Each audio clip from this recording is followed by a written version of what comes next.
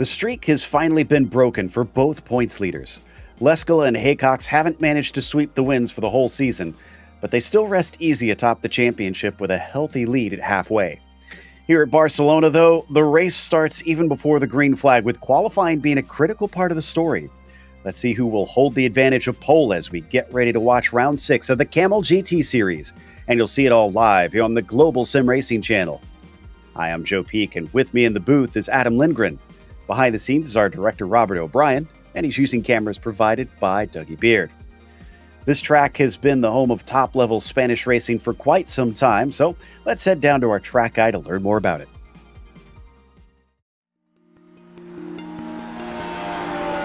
Welcome to Circuit de Barcelona. The home of the Spanish Grand Prix for nearly 30 years, it's easy to forget that this is a relatively recently built track in Europe. It's known for its long, sweeping corners and hosts the highest level of open-wheel and motorcycle racing. Placing an emphasis on a good aerodynamic setup with high downforce cars, it's often overlooked that it offers plenty of overtaking for lower-tier racing as well. In fact, most don't take into account that this adaptable track has 5 different layouts to choose from. These range from the nearly 3-mile-long Grand Prix version to the minuscule 1-mile club circuit. Because of the pit straight being the longest acceleration zone, Elf is the most likely spot for drivers to get a pass done. After that, your next hope might be into Lacaja, which, depending on which layout you use, could be a sharpened set of 2 turns or one long hairpin with an opening radius. In the early 2000s, a chicane was added close to the end of the lap, but the old Europe car corner can still be run. The Spanish fans have some gorgeous views from the many hills dotted along the track. And with the international fame this place has built over time, it's no wonder they're almost always full come race day.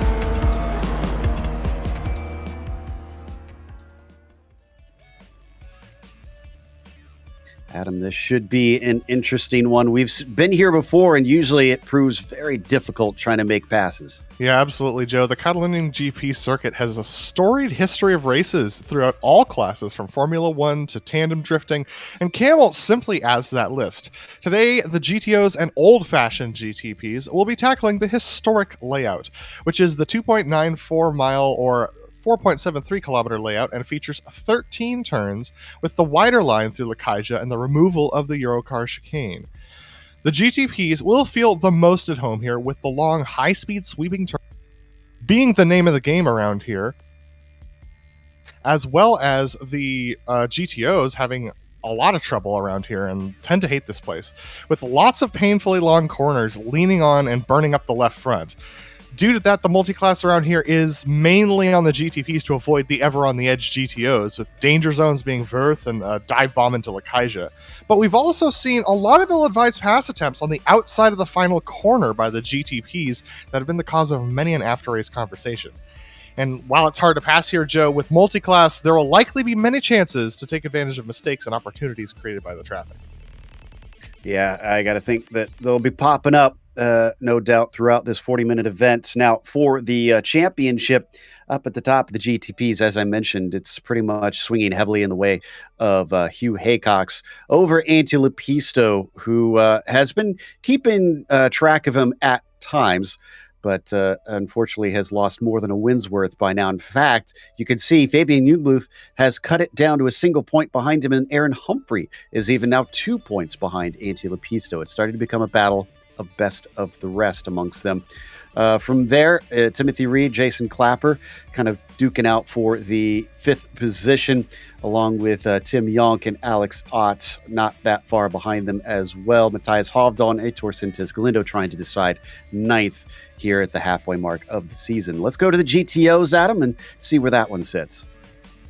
Yeah, absolutely. And while Topi Kortemniemi took a win over Yuko Leskola last round, Topi's not here today to challenge Yuko. So Yuko, with that 46-point lead, that's pretty insurmountable at this point in the season. I know we're really early on, but that is an immense margin.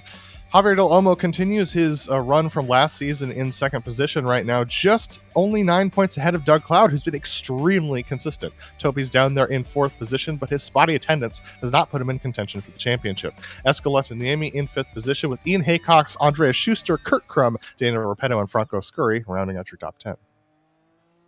Yep, and coming to the race details, as I mentioned, a 40-minute event here. It's an open setup series, but I got to think cranking wing and cars is going to help pay dividends, at least through most of the lap until you reach the front stretch.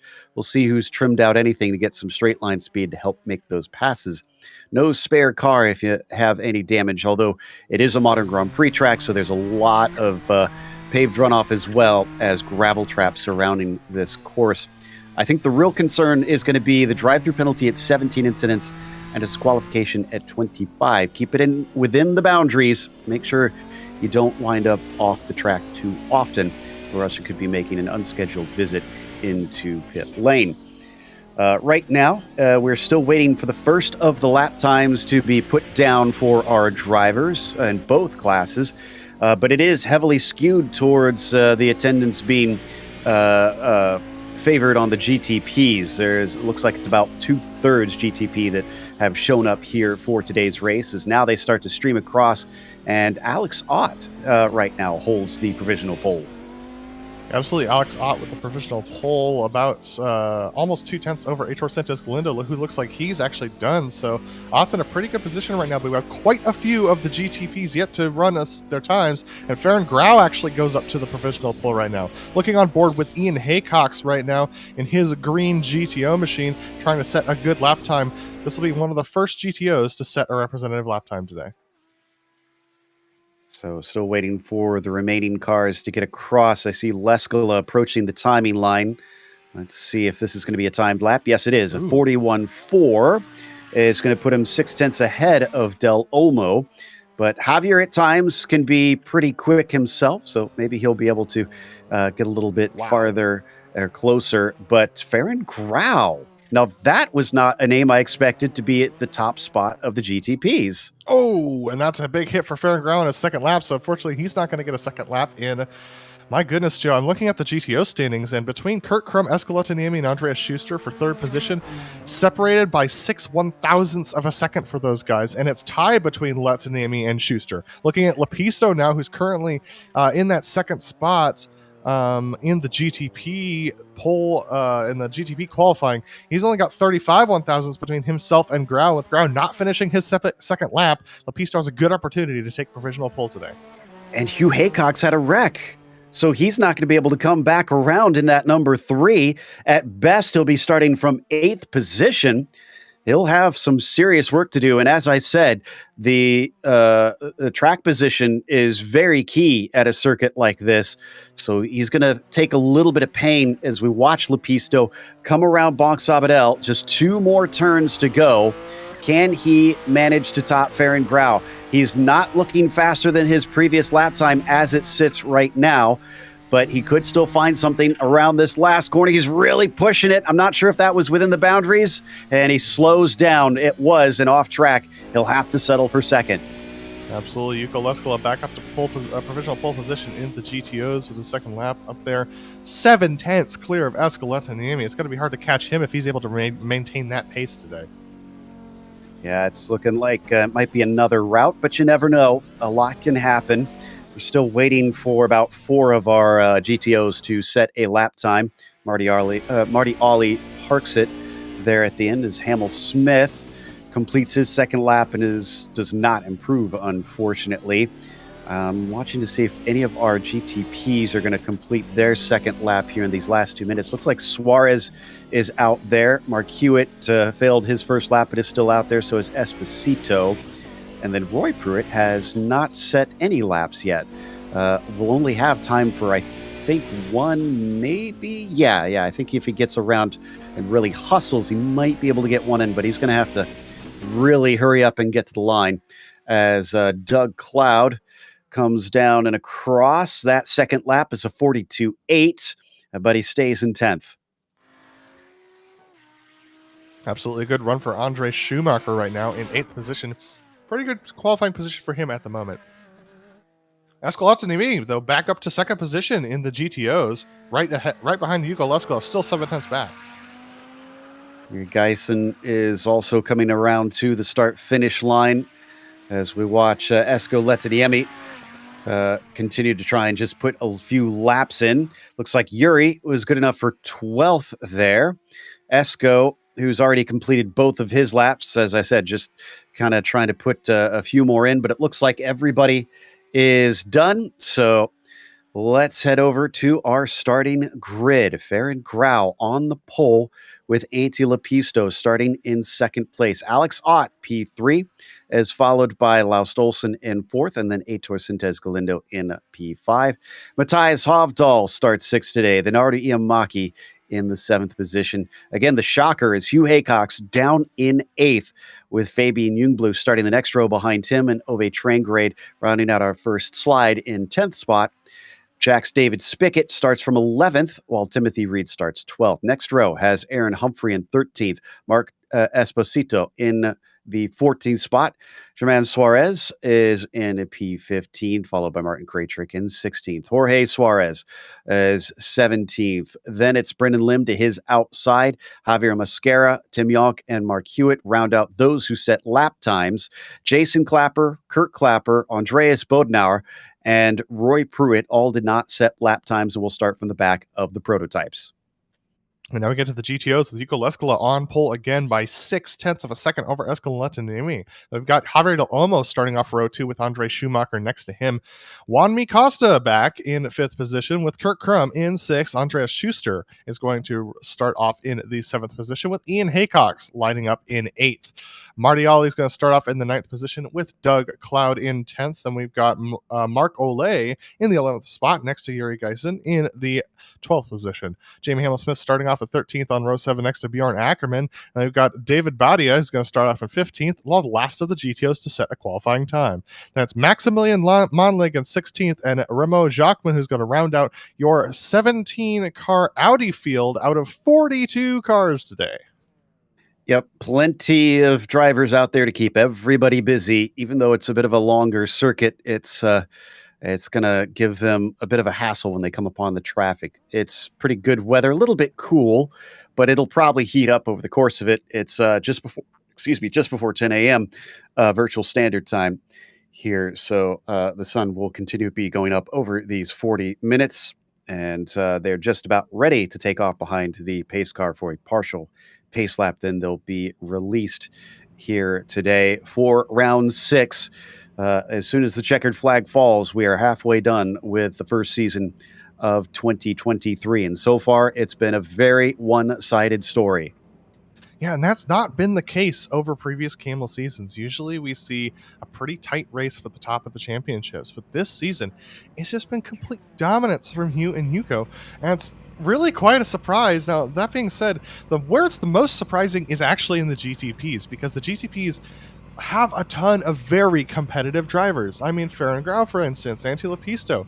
Laust Olsen has been improving significantly. Artu Iamaki and Fabian Ljungblad and Ove Trangrade have all taken championships in the past, but Hugh's been putting on a clinic this season, and it's not surprising to me that some of these drivers, it does get to you a little bit. That mentality of just being constantly beaten does eat at you, and it also makes you want to let that leader by for some reason. So I don't know. It's the mentality of racing is always something very fascinating.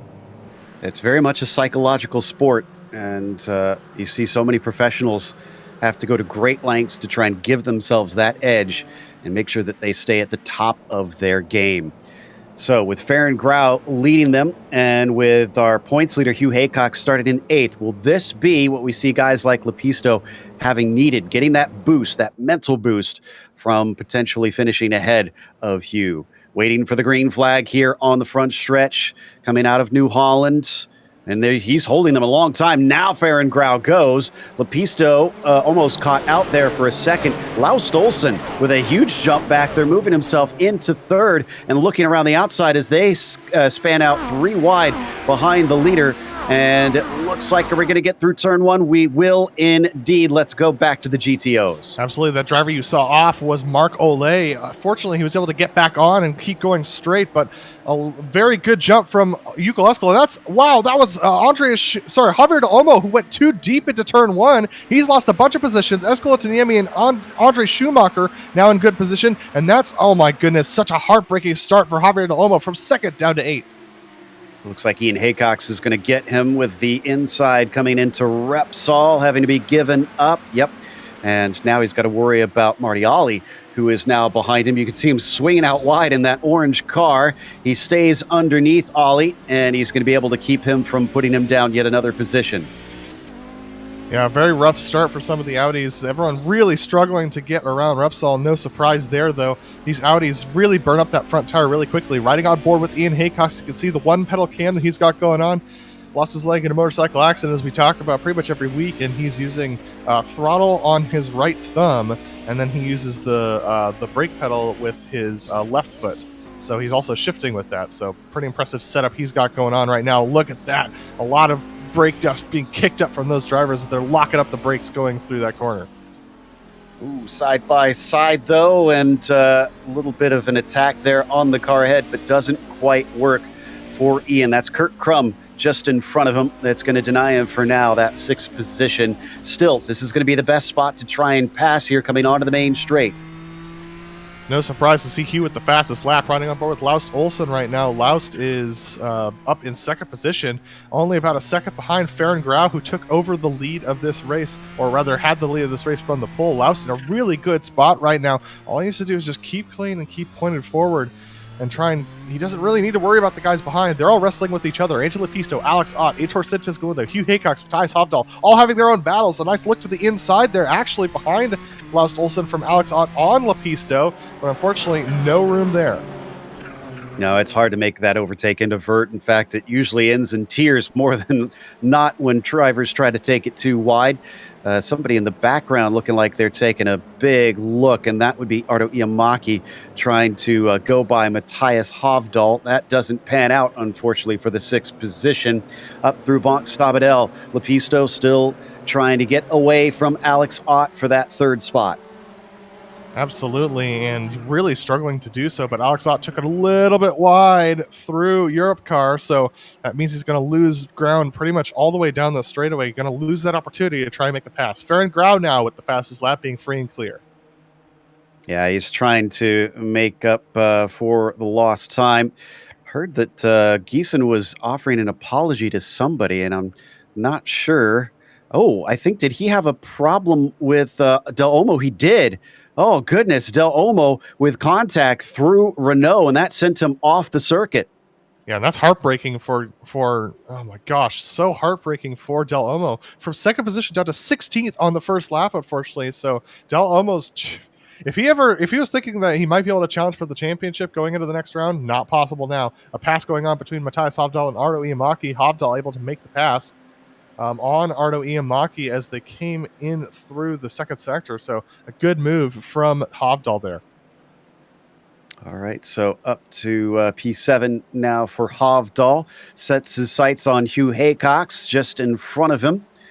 And there you see, that is Hugh just ahead in the white machine, with Hovdahl running the dark blue and white with a little bit of red flashing on it.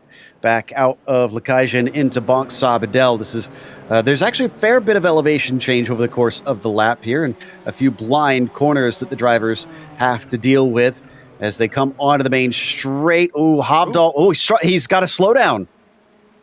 Heartbreaking for Hovdahl. He's going to have to pay. Man, you pay the piper so hard for a slowdown in that final sector. And quite frankly, there's no real excuse for it here with the historic layout. We don't have the chicanes that cause those slowdowns as often as we see them in the regular Grand Prix layout. But Hovdahl now having to fall behind Timothy Reed in the 10th position.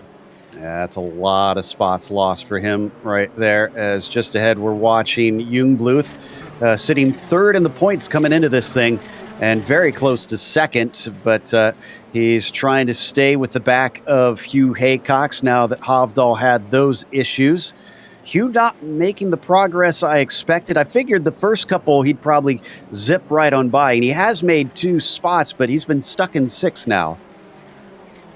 Yeah, very much stuck in 6th position is Hugh Haycox, not able to improve his time. And Alex Ott also trying to improve his position in the 4th position. But yeah, Hugh Haycox, I think he's just settling in, trying to wait for the traffic to see whether or not they'll give him an opportunity. And speaking of that, our leaders in the GTPs are going to be approaching the backmost GTOs, who are very single file, in about half a lap's time. Yeah, there you can see the last of them, Maximilian Manlig in the 37. And in the background, that was actually a lapped GTP that was closing in. Mark Hewitt, though, you can see here, is causing a bit of a headache for the GTO field. He's not giving them any blue flags because he's not lapping them. He's just trying to get his positions back. Whoa, and zipping off, that was Andreas Schuster. Andreas Schuster fortunately keeping it out of the wall, but my goodness, oh no, he's going to spin it around. Is he going to be able to keep it off the racing line? Yes, just barely. Good job to lock it down there in the gravel. As we all know, iRacing recently changed the texture of the gravel and dirt on the outside of the track so that it behaves differently for the cars when they drive over them, and so that's exactly what's going on. Yeah, both that and the dirt are very bumpy now, so the cars can't exactly just scoot across them and hope to get away with it, as Schuster falls all the way to 15th. He was running a very good race up to that point, but that was all his own doing. Didn't touch anybody. Just kind of slipped off and wound up having to gather it back up. That is Del Olmo in front of him. So two drivers now having to go on a hunt for recovery. Meanwhile, back to Timothy Reed, and not far ahead of him, I will say that Lepisto's caught back up to Olsen because of some of this traffic. Absolutely. Lepisto's right on the back of Olsen because they're trying to get around David Badia. Look at this gigantic concertina effect. Oh my goodness. Everyone really bunched up here. Alex Ott's going to try and make a move around the outside. Lepisto, he's forced off track there and he's going to lose it. Oh, Ott locks it down, keeps it out of the barriers, and keeps from hitting anybody else as well. He's going to have to take a bit of an awkward run here through the grass and then get back onto the racetrack where he's clear of everyone. Great job, though. He's got a clean car at least, and that's more than some people can say in today's race. Yeah, but from 4th down to, oh my goodness, I lost track of him, 16th position. My goodness, so far to scroll on my timing and scoring screen. That's a rough move there, but it was a gutsy move to try and go on the outside of Antti Lepisto on a widening corner. But now our leaders are in the thick of traffic. Laus Olsen trying to chase down Farron Grau, and they've got battles in the GTOs to navigate. Grau's doing a great job with this traffic, slicing through it. This is going to be difficult for Olsen. I think he made the right decision there, just kind of held up. Oh my and they're going to split between the likes of Ackerman and Del Olmo, and Del Olmo manages to come out on top amongst them. That actually, they've got contact between Haycox and Ackerman. They get together, and oh my goodness, Hugh Haycox stranded in the middle of the track. Wow, I don't know how he didn't get hit by anybody, I think, out there. It's a blind crest. Other than the initial car that he made contact with, there were so many drivers that had to scatter left and right, and none of them hit him in that incredible melee. We'll need to get an overhead replay of that one. So here we go with Hugh Haycox trying to make this work. We're going to be riding with Ardo Iamaki, who's right behind Hugh. You'll see Hugh go up the inside here, and I don't know who it was who turned in on him, but the Audis have to take that apex. If they don't, they're in the gravel on the outside. So there's where the contact happens, and it sends both of them spinning. The Audi's able to recover, but Hugh is not. Look at that. Off to the left. Maybe just scraped him a little bit. Off to the right. Wow. That is really heads up by everyone in that, in nearly another spin that he caused there, as someone seemed to get a little distracted by all that was going on. Well, the GTPs get unweighted over that hill, Joe, so they lose some of their downforce. Oh, big contact there. Who was that who got spins around? That's German Suarez. And Jachmann, who is also around in the GTO, Krejcik, who finds himself stuck on the inside of the corner with no way of getting turned around. Rest of the drivers going by now. That's Lim and Ott still vying for the 17th position. Is always going to get plugged up behind Schuster now. Yeah, and you got to be really careful. Once again, checking that inside line. It's never a good idea through this corner. Schuster gives him the room, but that's going to slow him down significantly. I don't think he trusted what was going to happen in that situation. Not after we saw what happened to Hugh. No, not at all. For those curious, Haycox, now that he's running again, is in 13th, so a number of positions lost. Looks like he's going to have to work even harder now to get even decent points. He's still within the points-paying positions, but it's very few compared to what he's used to up in the top spot. And let's see, where is Humphrey? Humphrey's about 1.8 seconds ahead.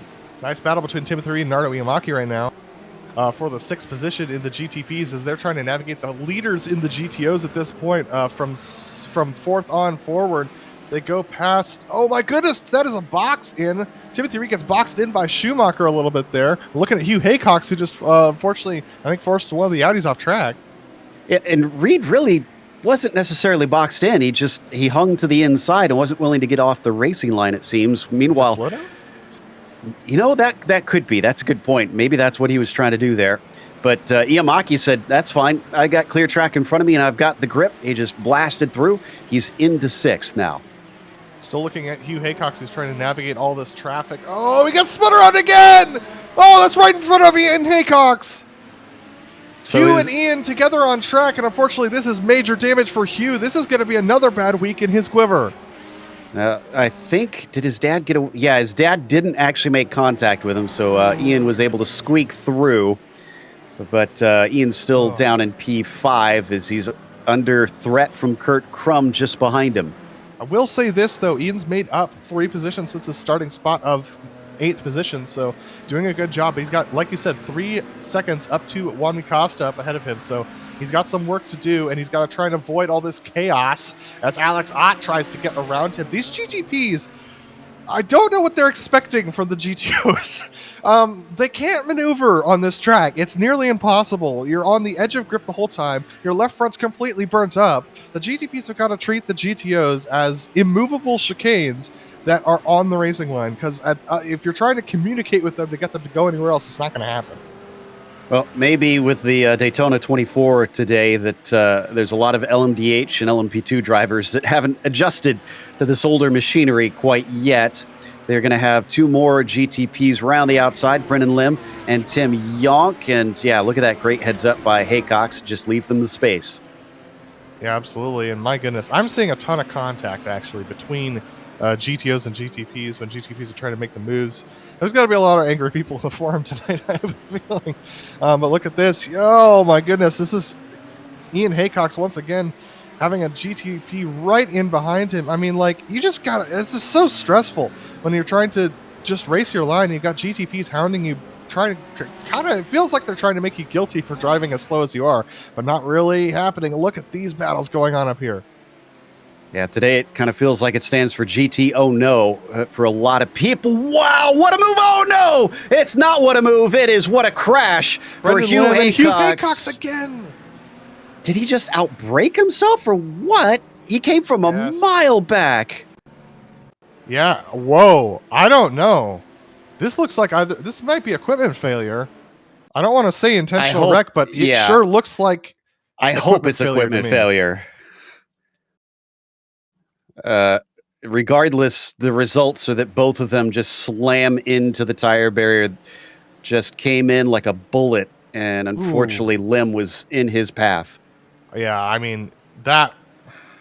Yeah, I mean, my guess is that Hugh just kind of got behind the race a little bit and didn't realize that the braking zone was that close. He gets stuck in behind these GTOs, and believe it or not, the GTPs sit lower than the GTOs. It may not look like it, but they actually have a lower cockpit position. You can easily get behind a GTO and lose where you are on track. Well, ahead of it all, Farron Grau leads Lepisto by 2.4 seconds currently. Farron's been doing a fantastic job. And I'm trying to think, how have we seen Farron actually take a broadcast win yet in this series? I believe we did, like, a year and a half ago. It's been a while. I mean, we could definitely take a look at a stat sheet and see whether or not that's the case, but it's been a hot minute. Indeed. And he's still got a lot of racing left. In fact, he lost a little time to Lepisto here through that last part of the lap onto the front stretch as he approaches more of those GTO cars. And looks like he is now back into the clear before he reaches any more of them. We've lost Suarez and Lim, naturally, both in pit lane as well. Haycox is officially retired, so is Yachman and Pruitt. Incredibly, despite the number of incidents we've witnessed, there's been no other retirements. Yes, we have Suarez and Lim, like you said, in the pits. So, yeah, it's been a fairly...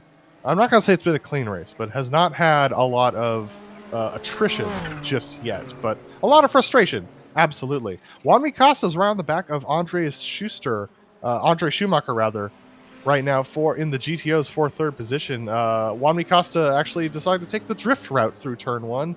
He's going to miss that turn and give that position straight back to Schumacher. So, once again, watching the number 31.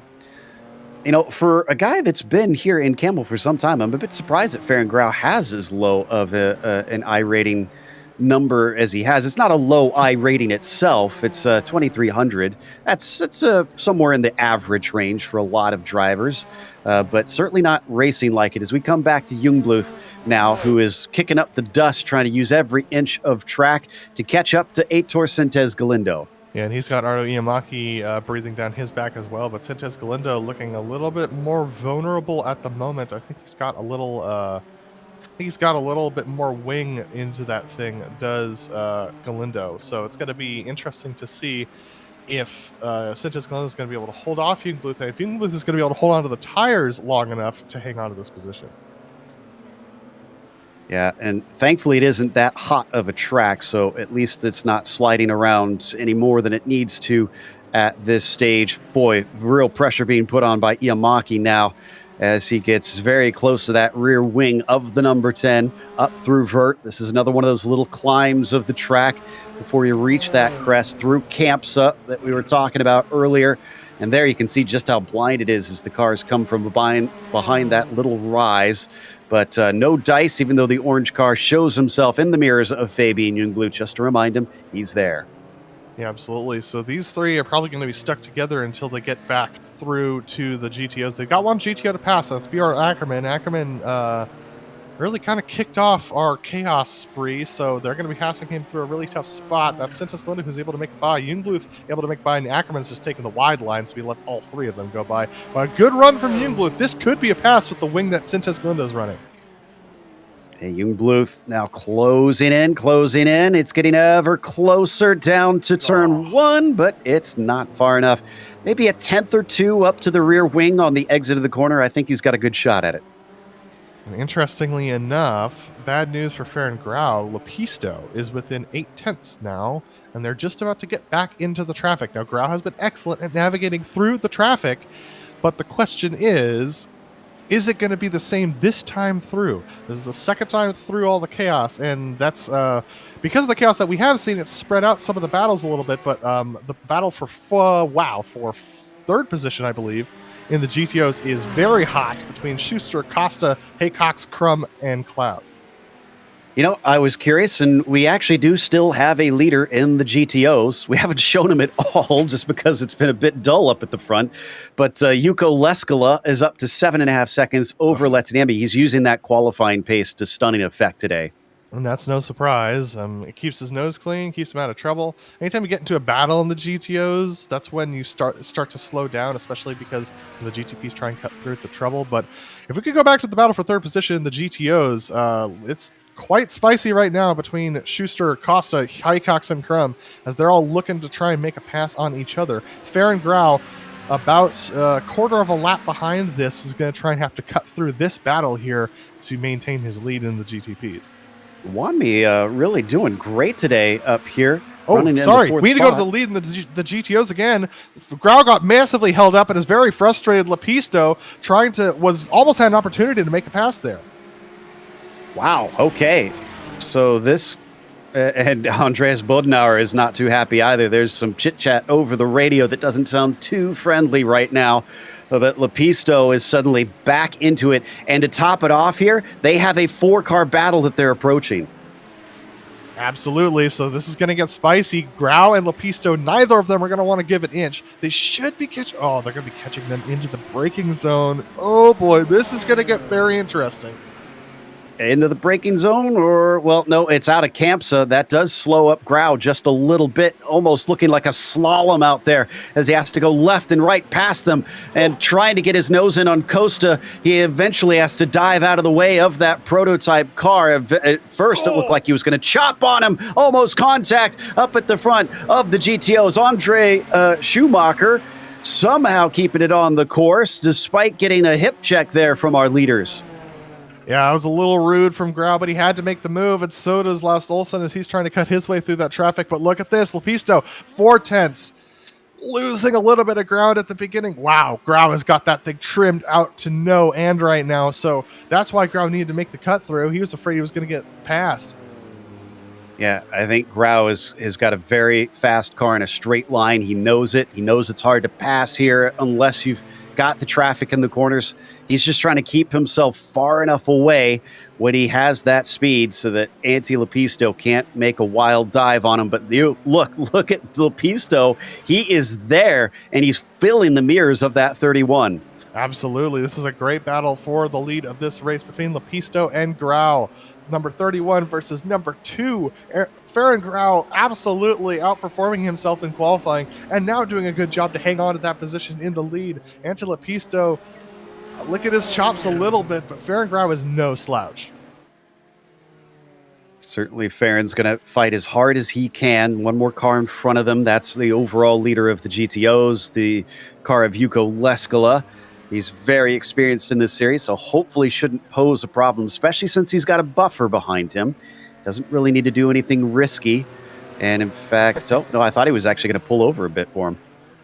No, this is actually holding up Grau. Lepisto gets right on his rear bumper. Can Lepisto carry speed through the final corner? No, Grau has the better line. He's going to pull away just a little bit here, up to 3.5 tenths. But look at this. Grau's having to weave. But I think that weave actually might have done it. It might have broken Lepisto's charge just enough that Grau might be able to hang on to this without Lepisto being able to dive down the inside, and he does. Big look there from the number 2. And this is where Lepisto really needs to be on top of it, staying right with him. Meanwhile, look at the battle back there down into turn 1. Iamaki, Reed, and Hovdal really duking it out for 6th. Absolutely a great battle for 6th position here between those two. Oh my goodness, there's good battles honestly going on pretty much everywhere on track right now. It's a real surprise because you don't usually see those kinds of battles. Here is that battle for the 4th position between Schumacher, Haycox, and Wanmi Costa. Actually, this is for 3rd, so Schumacher was able to close up with Costa soon. Yeah, I think we should stick here. This needs some love because it's been such a great fight. Haven't seen many of them manage overtakes amongst them, but with them bottled up behind Wanmi Costa, will they find... Oh, no! Ian Haycox getting shoved out of the way by Javier Mosquera there down through Seat. And he actually covers off Kurt Crum, making Crum have to brake a little bit down the straightaway. So Ian Haycox not happy with what's going on, but using his racecraft to the best of his ability. Jorge Fernandez Suarez tucking in behind them. But look at this. Andre Schumacher with a possible look at Costa, unable to do anything there. My goodness, this is getting extremely spicy in the GTOs. Fantastic stuff. Schumacher's still right on top of him as Suarez pokes and prods, trying to find a way around that he doesn't have to interrupt this fight. He's going to cut back underneath. I don't think he's going to get one, though, and yeah, that is not what Schumacher wanted to see. No, and unfortunately, but Costa did not have to slow up much at all coming onto the straightaway, so that's going to evenly space out this battle once again. But what this actually does is it creates a draft accordion where Kurt Crum in the back of this pack is actually going to get the most draft out of all these guys and is going to slide his way forward and actually accordion this group back together. But they got Maximilian Monlig on the inside of the corner that Kurt Crum's going to have to avoid, so he's actually going to lose this pack a little bit. Having to manage the chaos, that seems to be the key amongst these drivers. Yes, they're fighting amongst each other, but they always have to watch those mirrors when those prototypes come up, because it's played a key role in this race, and now Schumacher is looking a lot more threatening. Absolutely, and Schumacher is trying to attack right now. He's definitely trying to attack Costa, trying to get into his mirrors, trying to make him make a mistake. I don't know whether he's going to be able to manage to do it, but he's really trying to wrestle Costa to make a mistake. But the trouble is the more offline you get, the more unideal lines you run to try and get into the guy's head, the more wear you put on your car and your tires, and that can actually come back to bite you and reduce your pace. Down out of vert once again. They all stretch apart once more. And let's see. Oh, they do have one coming up. Tim Yonk. Looks like he's probably going to get to them just about when they reach the braking. And, yeah, Jason Clapper in there in the black car as well. He'll split them and almost causes a problem for Ian Haycox, who goes wide, and Crum is able to sneak through. Ian Haycox could not get the car back into gear after having to avoid Jason Clapper. So, unfortunately, Haycox now at the back of this pack and with very hot tires from a lockup as well. That's got to be frustrating for him, but man, look at the prototypes continue to cause all kinds of headaches here for the Audis. So that allows him to at least catch back up, but the two of them are dropping off of the battle for third, so it's becoming a bit more of a battle for P5 amongst them. Now that this is separated slightly, why don't we come back to Lepisto and Grau, because Anti's managed to keep it within 0.3 of a second. Yeah, absolutely, and really putting pressure on Fair and Grau for the lead of the GTPs right now.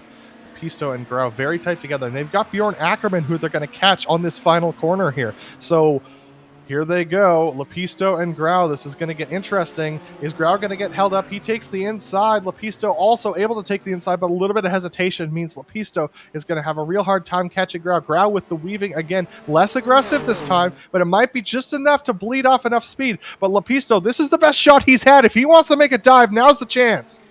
Big defense from Farron, and it will prevent Lepisto offline from having a shot, but he's going to try and pull the over-under, and now they swing it through the long corner of Renault. Can he stay tucked underneath him close enough? Yes, he can. He could have a little bit of an attack as there's another late cover from Grau down into Repsol, and still fierce. Oh, he goes wide! He goes way wide. He drifts it wide. He's tight through the corner. Lepisto on the outside. Fair and Grau takes it deep into the corner. They're going to be nose to tail again. Grau's trying to hold on to that inside line, trying to cover off Lepisto's move. Man, a lot of blocking from Grau. Oh, this is almost a rope-a-dope situation here for Grau.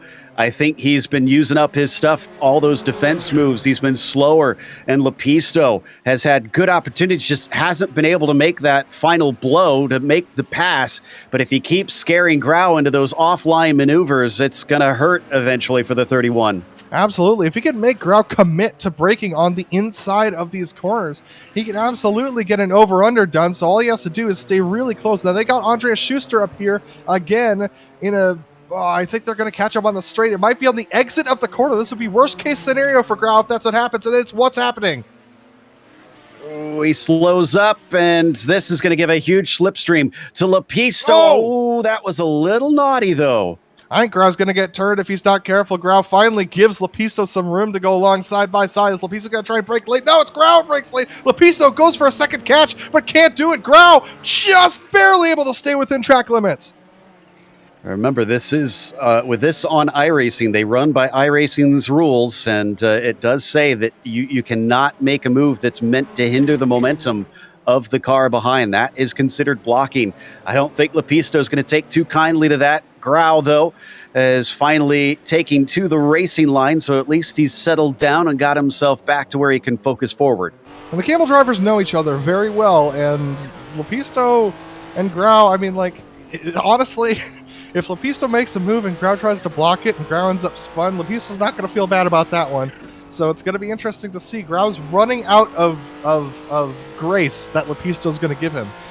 Lepisto braked to avoid an incident on the straightaway that time around. I'm not sure he'll do it again.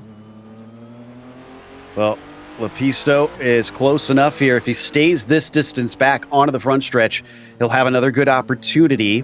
Lots of traffic. Yeah, Maximilian is just in front of them now. He's been a little slow compared to some of the other GTOs, but they're both going to sneak by. Oh, here comes the other one, and that is going to allow him to be close enough. That was Jamie Hamill-Smith that they just overtook, staying to the inside this time. Oh, he's trying to box him in, and that's what I thought. That's what I thought. There it goes. Lepisto tries to catch the car, and there goes Los Olsen! He gets them both. He was close enough. That second little slide from Lepisto was just enough for the 15 to sneak by into the lead. Yeah, Grau got a little bit too greedy, tried to block in Lepisto, and Lepisto said, dude, no. And Lepisto held his line, but Grau was moving over on him. So look at this. Lepisto very slow now, unfortunately. Fabian Jungbluth making the pass. The battle for what was third is now the battle for the lead between Jungbluth and Laust. Well, unfortunately, you play those games. Those are the types of prizes that you get between that pair. Grau very much, or Sintez Galindo actually, now going by and trying to catch up to Fabian Jungbluth, who is, Jungbluth now finds himself checked up behind Del Olmo. And Sintez Galindo could have a good shot at second place. Jungbluth defends. No pass down into Lakaja. This is unbelievable. What was a 2-car fight for the lead is now a 4-car fight for the lead between Olsen, Jungbluth, Sintez Galindo, and Ardo Iamaki, with Hovdal and Timothy Reed not too far behind. This could be a 6-car fight for the lead of the race as Jungbluth gets blocked. Sintez Galindo makes the move up the inside. Did he stay on track? I believe he did. Moves Sintez Galindo up to second. Ooh, Iamaki got into the side of Fabian, and Fabian has to go way out of the gravel and just narrowly avoids the tire barrier. There he is, coming back finally. And he's on this circuit once again, but down in 8th. Actually, make that 9th. There goes Ott. But now look at this. Juanmi Costa's going around. That's Juanmi Costa's 3rd place in the GTOs. What happened to him? That was contact between himself and I believe that was Andreas Schumacher. Yeah, it was. Scattering to try and avoid running into the car prone across the racing line. Things have suddenly just exploded here at the end of the race. Side by side between Iamaki and Hovdal as they're trying to duke it out for the 3rd position. It's Hovdal who has the inside. Iamaki tries to carry the speed. Big wheel spin for Hovdal, though. And there's how you do a pick. He left a little bit of space, but hesitation from Iamaki means he backs out of it.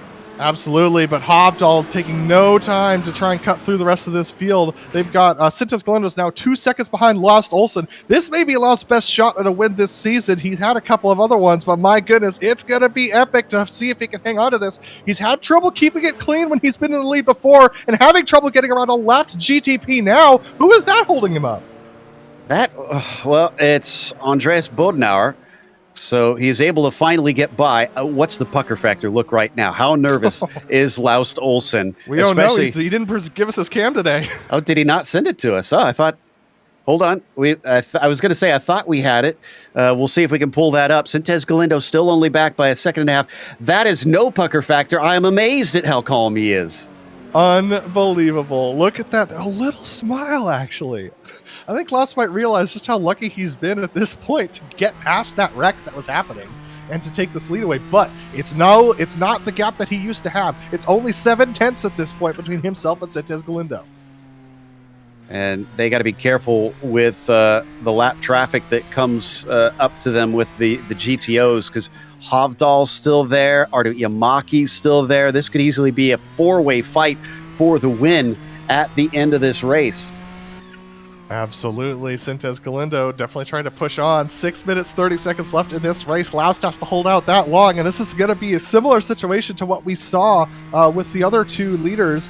Doug Cloud just unfortunately had a spin, so he's now fallen back a couple of positions down to 10th spot in the GTOs. So just an update on that story there, but Sintez Galindo definitely trying to make strides on Laust Olsen, but Laust, when he's in clear air, he's quicker than Sintez Galindo. Well, that's good news for the 15. And let's see, how many cars does he have? It does have a couple up ahead, but not many in front of that. Once he goes by Leskala and Badia, it's basically going to just be, whoa, that's not what he needed. Badia trying to pull off to the side to help him, and instead it hindered. Here comes Sintez Galindo. Laust Olsen is going to duck to the inside to cover him off and go by Leskala here. They pass the GTO leader, and it balks, unfortunately, Hovdal, who has to check up. Sintez Galindo is still there. Laust Olsen is now going to have to be on the defense. That was a good move from Laust to move to the middle of the track. He didn't go all the way to the right. He's hung out in the middle. That confused Sintez Galindo and allowed Laust to hold on to the position, but Laust very, very tight on the car. The car's very loose underneath him, rather. The rear tire is starting to look a little hot for Laust Olsen, especially after having to hold himself up with Bodenauer. So, wow, this is insane. Bodenauer is actually one of the ones who was involved in what ended up causing the slowdown for our leaders the last time around when they had that trouble. So, Bodenauer, unfortunately, is kind of in the middle of everything. Oh, it's just, I'm trying to catch my breath here. Amazing that Hovdal isn't any closer. I think it's just because of that move with Leskala that he isn't also a part of this fight now. They're going to come around with, I think, about 3 laps to go when they cross the line. So Laust Olsen just barely holding on by a thread at this point. But as we've said, he seems pretty quick when it's just the pair of them. Bjorn Ackerman is well up the road. Meanwhile, is this Jungbluth once again? Looks like, yeah, he and Trangray trying to decide 7th. And Joe, Aro Yamaki's in the pits. I don't think he fueled enough for the race or something. No, it's a black flag. Oh, black no. flag for incident limits. Yep. Wow, that's rare to see this season. Well, at a track like this, you can't abuse the limits too many times, and he's had a few car contacts in there, so I suspect it added up. The drive-through penalty has been served, and he'll return in 9th, about 23 seconds behind this lead battle, which he, for a brief while, looked like he might be able to get stuck into, but not anymore. Now, look at Hovdal. He is a driver who likes to trim out that wing. Will that help him in these final few laps? It's going to be interesting to see. Look at this, though. Hovdal very much putting pressure on Sintes Galindo, and Laust Olsen pulling away to 8/10. I mean, I know pulling away is an exaggeration with 8/10, but this is some of the biggest gap he's had since he got held up on that front straightaway. Down into the braking. Hovdal kind of sizing up Sintes Galindo. These two have faced off many a times before. It's not going to try anything crazy through this section. Not easy to pass through that slow back and forth. Is Ackerman going to stay out of the way? Yes, he does. Nicely done. Laust was a little bit slow through the first section of Europe car, but now onto the front straightaway, he looks pretty decently sped up. So, oh my goodness, this is going to bring all of them very close together. Yeah, but not any close enough to try and make a move down into the first corner. And 2 laps left on a bit of a bobble there from Sintes Galindo, but Renault is so single file that Hovdal can't capitalize. And Hovdal's running so little wing, he almost went off track there trying to keep the speed up around Renault. Unreal driving from these drivers. They're on the absolute ragged edge. Laust Olsen seems to be the only one who's keeping a little bit in reserve. I think he knows that he's already worn those tires out quite significantly over the course of this race. Sintes Galindo and Hovdal, the ones who have to push to try and catch him, and he's just trying to save a little bit to make sure he can defend. Still all over that rear wing now, coming up out of Vert. This is exactly what Laust Olsen has been hoping for. The more they fight, the more he can just scamper away and keep himself out of range of their slipstream on the front stretch. Ooh, is this going to be one to go? It's going to be awful tight here.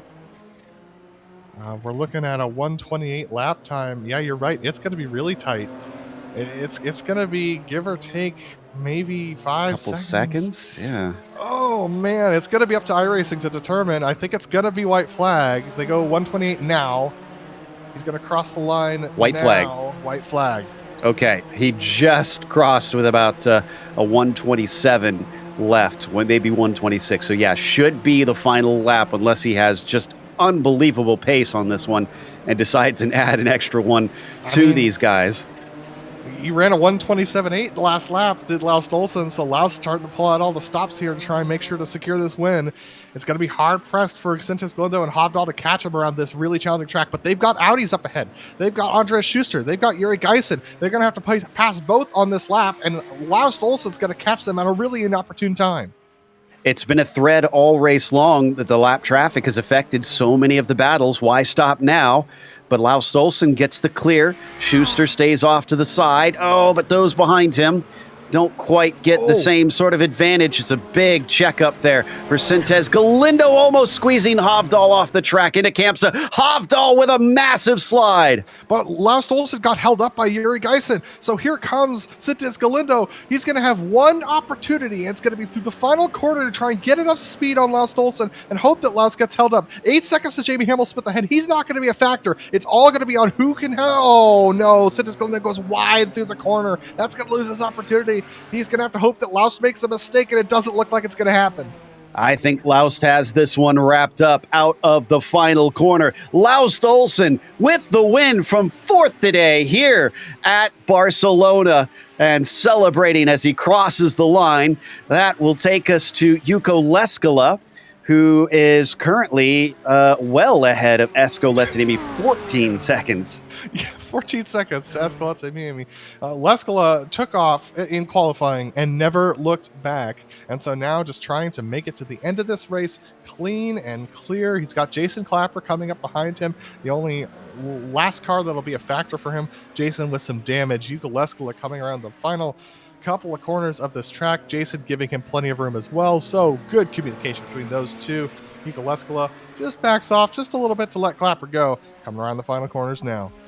It was just a tiny blip last time out for these guys. So for Yuko Lescala, he knows he's got this one he's just hot dogging it a little bit as he slides around the final corner and takes victory at the Spanish track here in Barcelona. So as that takes us to a break, we'll come back with the official results as well as driver interviews. So stick around.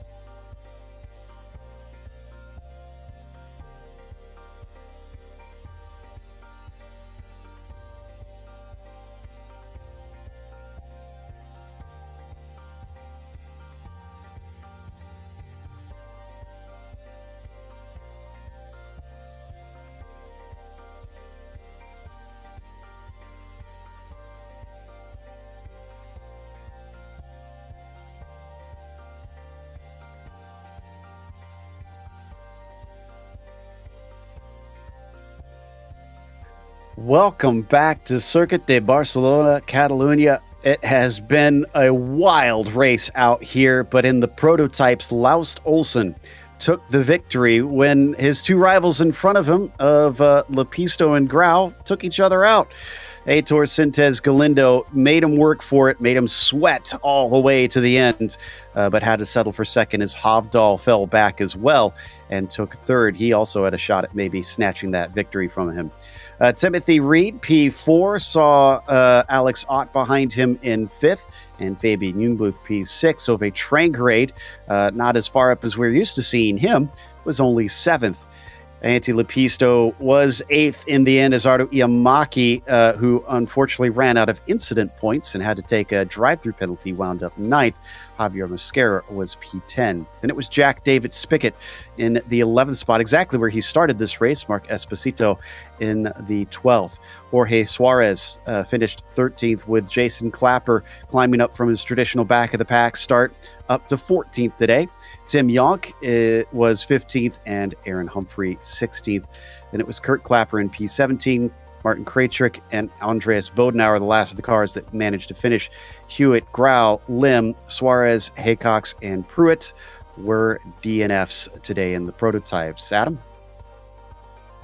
Yuka Leskala took the win in the GTOs, leading a charge of drivers who did not change any positions since their starting position. Yuka Leskala with the win, Escalatanemi in second position, exactly where he started. Kurt Krum gained himself 3 spots to finish in the third spot. Andrea Schumacher in fourth, and Juan Micasta in fifth, both where they started. Javier Del Olmo somehow, and this is something we missed over the course of the broadcast, climbed his way back to sixth position, with Marty Ollie in 7th and Doug Cloud in 8th, Ian Haycox down in 9th, and Mark Ole in 10th spot. And then we got Jamie Hamill-Smith in the 11th position. And we got drivers who had some trouble today. Yuri Geisen in 12th, Andre Schuster in the 13th spot, with Bjorn Ackerman in 14th. And then Maximilian Manlig, David Badia, and Remo Jachmann did not finish. That takes us to our winner today, Laust Olsen, putting himself up at the top. Finally, it's been a while, Laust, but a victory here, and obviously a little bit kind of had to swing your way with the two in front of you. But how much of that could you see when that wreck started to unfold? I couldn't see the cause of it, but I could see a lot of smoke and some cars going across the track, and didn't really know what sides to go, and I was very close to hitting I think it was Antti, but just managed to slip by between him and the wall, so that was quite lucky. Yeah, and it paid huge dividends in the end, but you had to fight beyond that. Then you had Aitor all over your rear wing for the remainder of the race. What was going through your head as you had to defend on him? What was your strategy there? Just trying to keep it on the track and not making any braking too late or losing it on the power. I reverted to the setup I used here a year ago, and it was a little more aggressive in the differential, which when the rear tires got hot and worn, I had really trouble getting the power down without spinning the tires. So I really had to be careful accelerating out of the corner, and nearly lost it a couple of times also. So, but it held together to the end. So very happy about that. You've had a lot of bad luck, it's felt like, lately, especially in Camel. Does this feel like kind of it's breaking the trend for you? I hope so, but yeah, but I heard someone say once that you make your own luck, and a lot of my bad luck has also been my own cause. So I need to tidy up my driving and my mistakes before I begin to complain about bad luck. So I'll take it a race at a time, and hope I can keep it together in the coming races also. Well, I'd say today was a good first step towards that goal, and congratulations once again for another victory. Thank you very much. Laust Olsen, your winner in the prototype. Second place behind him was Aitor Sintez Galindo, and Adam has caught up with him. Aitor, a very epic race for you. Lots of battling, lots of dodging traffic. Almost getting that win from Laust Olsen when he got held up behind a GTO. Talk to me about your race today and what it feels like coming home second. I just want to scream like, I almost got it there, but I unfortunately didn't come home. I'm so gutted, but at the same time I'm so happy for Laos because again it's one of my closest rivals, and we've been together for years, and I'm happy for him to take his win. Unfortunately didn't come home, neither for Ferran, who had the pace to switch today. I thought it was his, but I don't know what happened on the front straight. I need to check it out, but I think that Andy got him. I don't know exactly, but that's how I saw the aftermath. A Ferran flying over there, but yeah, good race for me actually. A podium finish since I don't know when, but yeah, I saw it a bittersweet today. Yeah, absolutely. Like you said, you've battled with Laust and Ferran for many years. It's been awesome to see the consistency in this series. How does that consistency translate on track? Does it allow you to trust, these drivers a little more to be able to battle close with them, especially in your own class? Yeah, absolutely. Since we are all close together, we know each other's names. You tend to trust each other a little bit more than the usual stuff is, and it shows off all the time. So yeah, basically consistency. Since I know for a fact that I'm not the fastest here, it's like, okay, if I'm not the fastest, I might as well do the opposite and try to finish as consistently as possible. Try to do as little mistakes as possible, and that's how I do my races. Sometimes it doesn't work because people don't do mistakes, but well, unfortunately, that's all I got today. Today, for example, I basically did quali pace all the race. I'm exhausted. My t-shirt is drenched in sweat right now, and yeah, it's basically consistency is the only thing I can bring, and basically a good race for this one. Yeah, absolutely. Well, I mean, Aitor, congratulations on the second place. And it's not the win that you wanted, but is there anyone you want to thank who got you here? Well, first of all, was Ferran for the setup and the advice. You guys for the broadcast, Kamel community, my family, friends are watching.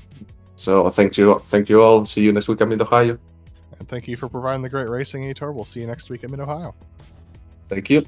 That was Aitor Santos Galindo, who finished in second place in the GTPs today. Back to you, Joe. Which is going to wrap us up. So a big thank you goes out to the Camel community for bringing us back for another season of coverage, along with a thanks to our team today, Adam, Rob, and Dougie. Make sure to check out our social media, website, and merchandise store, and don't forget to subscribe to our YouTube channel so you don't miss a moment.